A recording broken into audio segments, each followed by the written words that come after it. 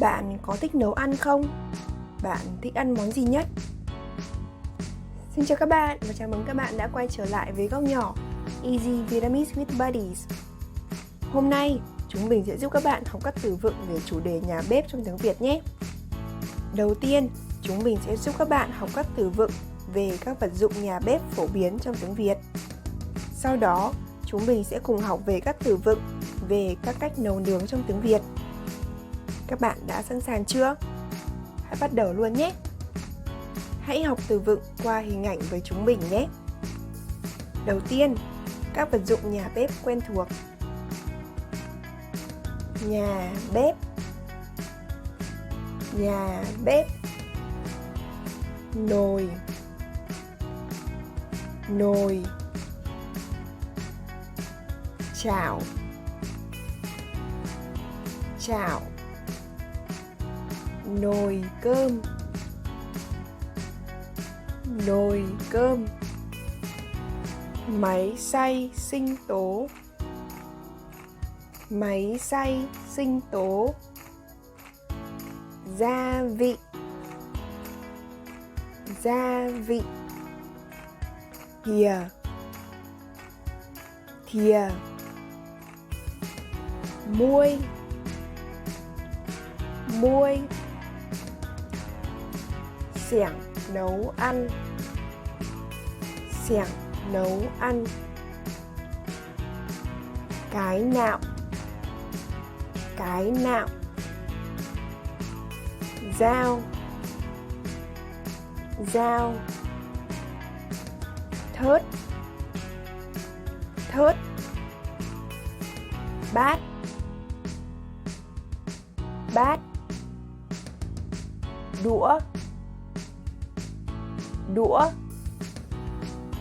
Đĩa, đĩa. Cốc, cốc. Dao, dao. Dĩa, dĩa.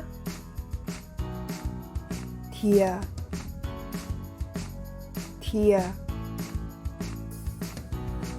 Cây đánh trứng, cây đánh trứng. Bếp, bếp. Lò vi sóng, lò vi sóng. Tủ lạnh, tủ lạnh. Ấm nước, ấm nước. Ấm trà, ấm trà. Bồn rửa, bồn rửa. Tạp dề, tạp dề.